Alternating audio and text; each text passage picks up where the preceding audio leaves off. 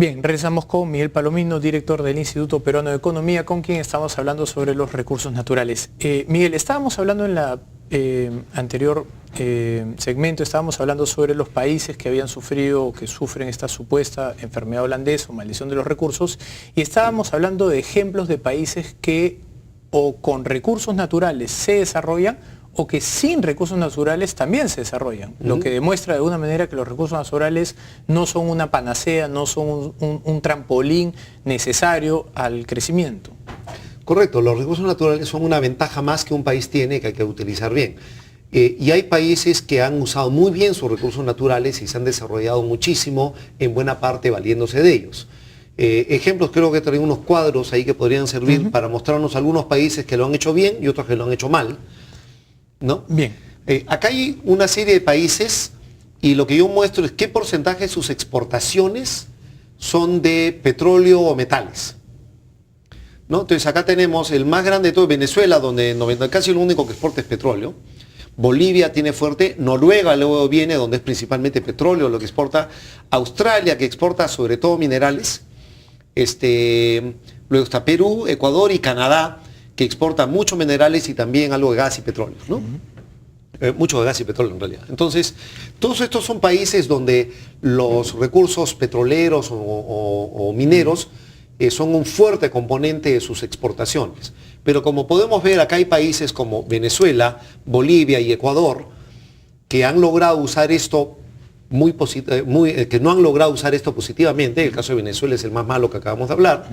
Y países como Noruega, Australia y Canadá, que sí han sabido utilizar bien sus recursos naturales y son hoy países muy prósperos, líderes en tecnología, elevadísimos niveles de ingreso y de calidad de desarrollo humano en general.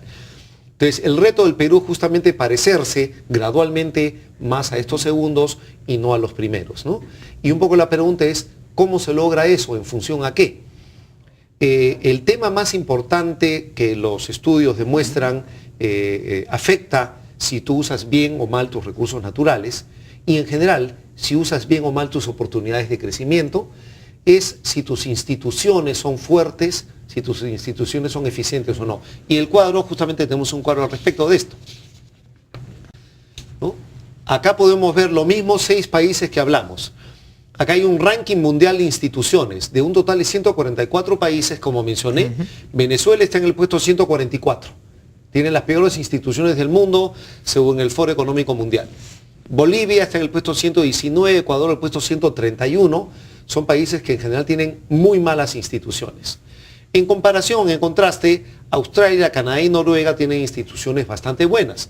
Están en promedio en el 10% superior de instituciones en el mundo. Si mal no recuerdo, Perú aparece en el puesto 108 más 105, o menos. 105. O sea, Perú tiene una gran debilidad institucional. No tan malo como Bolivia, Ecuador, Venezuela, pero muy malo.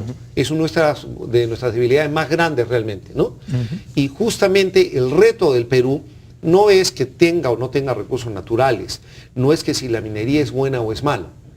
El reto del Perú es que nuestras instituciones nos permitan usar bien todas nuestras oportunidades de crecimiento, incluyendo nuestros recursos naturales y mineros, pero todas nuestras oportunidades de crecimiento. Las instituciones son los mecanismos que tienen las sociedades, las economías, para decidir bien cómo enfrentar nuestros retos. Entonces, si yo tengo buenas instituciones, tomo buenas decisiones.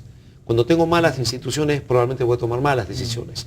Lo que hay que hacer es asegurarse que las instituciones mejoren y que las decisiones sean mejor tomadas, ¿no? De esa manera uno alcanza resultados como los que se ven en el siguiente gráfico, que son el contraste perfecto con este primero. Los países de Venezuela, Bolivia y Ecuador, como vemos, tienen un Producto Bruto por habitante muy bajo comparado con lo que tienen Australia, Canadá y Noruega.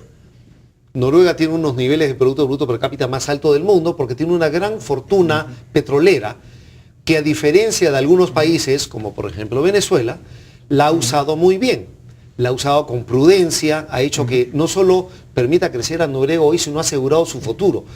Noruega tiene un fondo petrolero de más de 600 mil millones de dólares guardado para las generaciones futuras de noruegos que se utilizan para crear capital humano, crear infraestructura y mejorar las condiciones de Noruega hoy día y del futuro. Una ventaja del gráfico que estamos viendo de ingresos por habitante es en los países que se han desarrollado, Noruega, Canadá y Australia, son 3 geografías completamente distintas, o sea, no podemos asumir factores geográficos.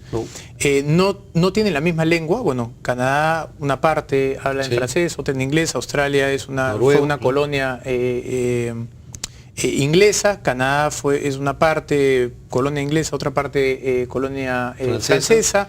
Entonces tampoco hay orígenes institucionales parecidos. Lo que hay es, me imagino, un desarrollo institucional similar, pero que se ha venido dando probablemente. Lo que podemos ver es que las instituciones son en general buenas. 120 años, tal vez. Sus instituciones son buenas por diferentes motivos.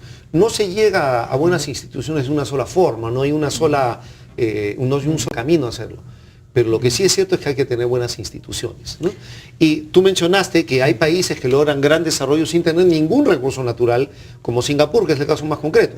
Es una pequeña islita que no tenía nada y que hace 60 años tenía un ingreso per cápita más bajo que el Perú. En el 65. En el 65 tenía todavía un ingreso per cápita más bajo que el Perú. Correcto. Y van a hacer diversos estudios en el 2030, que ya tampoco está tan lejos, es 17, va a ser el PBI per cápita más alto del mundo y aparentemente de manera sostenida, ¿no? Por las ventajas que están ganando en tecnología. De nuevo, si es el 1, 2 o 3, lo relevante es que les va extraordinariamente bien, pese a ser un país muy pequeño, que no tenía casi recursos naturales, y que tenía un menor nivel de ingreso que el Perú hace solo 50 años. Lo que han aprovechado es tal vez su posición geográfica y un plan de desarrollo, ¿no? Todo país tiene que tener algo a su favor, ¿no?